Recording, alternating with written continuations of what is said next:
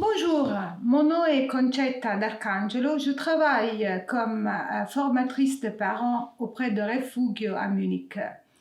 Nous offrons des consultations et traitements aux réfugiés qui nous parlent des conditions difficiles de vie dans leur foyer pendant les restrictions de sortie à cause du corona.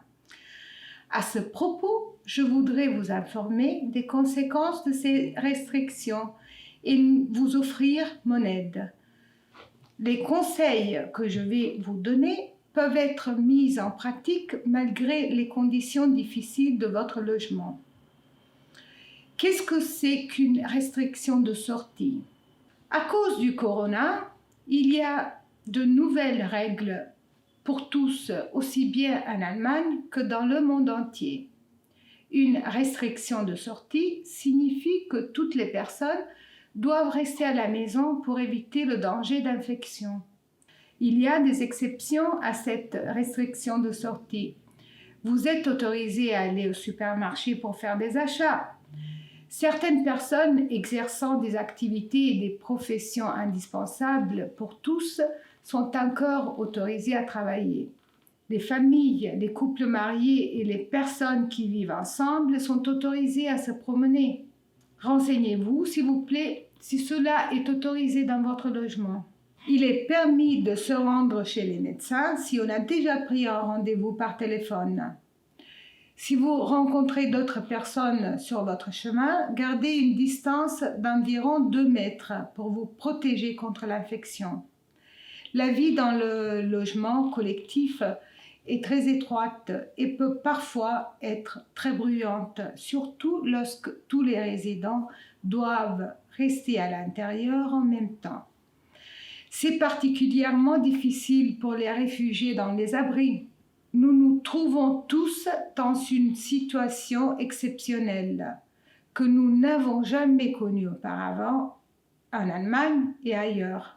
Nous vivons dans l'incertitude puisque personne ne sait ce qui va arriver le mois prochain. Je voudrais maintenant parler des conséquences de ces premières restrictions. De nombreux réfugiés nous disent qu'ils ont peur, qu'ils sont très nerveux. Cela peut avoir des causes différentes. Pour certains d'entre eux, les souvenirs de situations traumatisantes passées reviennent et avec eux leur peur. Pour quelqu'un, la situation exceptionnelle rappelle le début de la guerre avec les rues vides par exemple. Pour d'autres, les épidémies comme Ebola, surtout à cause des policiers, des médecins et infirmières avec leurs salopettes blanches. Cela peut être dû aussi à l'espace étroit dans lequel on doit rester tout le temps avec beaucoup de gens qui parlent à haute voix. Il est donc normal d'avoir peur, de se sentir impuissant, mais aussi de s'ennuyer, d'être irrité et impatient, d'être triste. Beaucoup de personnes n'ont plus de contact direct avec leurs collègues de travail, leurs amis et les membres de leur famille qui vivent ailleurs. Il est aussi normal d'être énervé par ceux que vous aimez lorsque vous êtes tout le temps ensemble dans la même pièce. Si vous remarquez que vous devenez nerveux et irritable, il est bon de faire les choses suivantes. Allez aux toilettes et rafraîchissez votre visage avec de l'eau froide. Trouvez un endroit calme dans votre environnement. Je sais que ce n'est pas toujours facile dans votre logement. Il est souvent utile d'écouter de la musique apaisante avec des écouteurs, de lire un livre, de prier, de faire une petite promenade ou de faire de l'exercice physique. Un lien aux exercices sportifs se trouve sur la description de notre podcast. Il existe également des exercices de respiration que vous pouvez toujours faire pour vous calmer. Il est important d'expirer plus longtemps que d'inspirer. Inspirez donc pendant 4 secondes par le nez et expirez pendant 5 secondes par la bouche ouverte. Il est très important et très utile de bien organiser la journée pendant cette période. Planifiez les activités qui se déroulent régulièrement et chaque jour dans le même ordre. Par exemple, levez-vous à la même heure le matin et couchez-vous à la même heure le soir.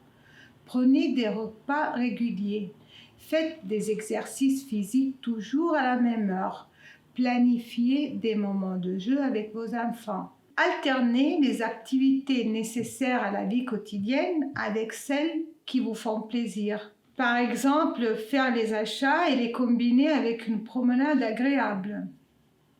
Il ne faut pas s'occuper constamment du corona. Il suffit de regarder, d'écouter ou de lire les nouvelles sur le corona 2 fois par jour, de préférence à des heures fixes. Ne regardez pas et n'écoutez pas de nouvelles avant d'aller vous coucher, mais regardez plutôt quelque chose d'agréable ou lisez. Renseignez-vous sur le corona seulement à travers les chaînes d'information officielles. Malheureusement, il y a beaucoup d'informations fausses sur Internet et sur Facebook. Certains racontent qu'ils ont des pensées négatives tout le temps. Quand est-ce que ça va finir? Pourquoi juste maintenant? Combien de temps ça va durer? Alors, au lieu de ces pensées négatives, il faudrait trouver des belles idées, des choses agréables à faire et à quoi penser, comme ce qu'on va cuisiner aujourd'hui, qui on peut appeler ou aider. Certains nous disent qu'ils se sentent souvent seuls et isolés. Ayez une conversation avec quelqu'un 1 fois par jour, même très courte. Pensez à ceux qui vous font du bien, qui vous écoutent, qui vous font rire. Pensez à ceux qui peuvent avoir besoin de vous et de votre assistance. Aider les autres, ça fait du bien à tous. Là où vous vivez, des gens peuvent avoir besoin de vous, par exemple, pour traduire une conversation au téléphone. Il existe de nombreux groupes sur WhatsApp dans votre langue maternelle. Vous pouvez les joindre et entrer en contact avec d'autres personnes. Il existe des consultations par téléphone en différentes langues si jamais vous vous sentez mal. Vous trouvez un lien à ce service dans notre description. Et n'oubliez pas que beaucoup de gens ressentent la même chose que vous et que vous n'êtes pas seul dans ce cas. Voilà un résumé des conseils donnés. Planifiez votre journée en alternant les tâches quotidiennes et les choses agréables. Si possible, respectez-les tous les jours, comme pour les heures de travail ou de l'école. Cela vous donnera un sentiment de sécurité. Occupez-vous d'un de vos contacts. N'attendez pas que ce soit eux qui vous contactent.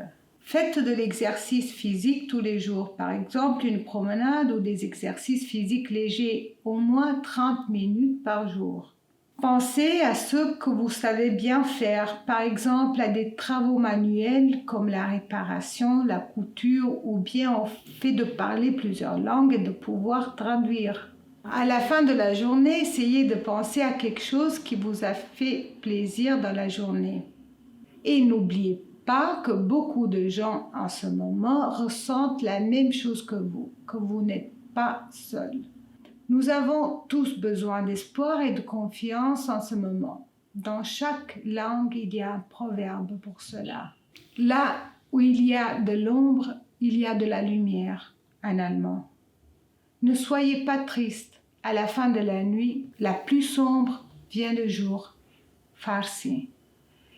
Quelle que soit la durée de la nuit, le soleil se lèvera à nouveau, toujours. En Congo français, la fleur qui suit le soleil le fera même si le ciel est couvert, en arabe. Merci et au revoir.